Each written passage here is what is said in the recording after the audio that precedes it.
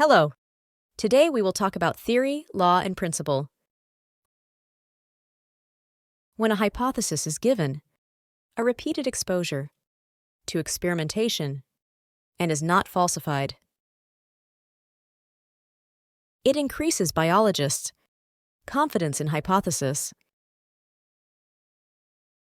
Such well-supported hypothesis may be used as the basis for formulating further hypotheses, which are again proved by experimental results. Let's talk about what is theory.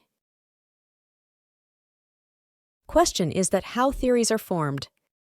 The hypotheses that stand the test of time, often tested and never rejected, are called theories. A theory is supported by a great deal of evidence. Let's talk about law and principle.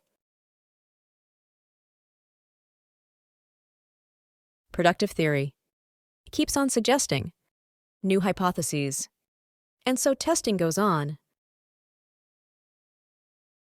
Many biologists take it as a challenge and exert greater efforts to disprove the theory. If a theory survives such doubtful approach and continues to be supported by experimental evidence, it becomes a law or principle. Let's talk about scientific law. A scientific law is a uniform fact of nature or constant fact of nature. It is an irrefutable theory. Examples of biological laws are Hardy-Weinberg law and Mendel's laws of inheritance. If you like this video, then subscribe this channel. Thank you.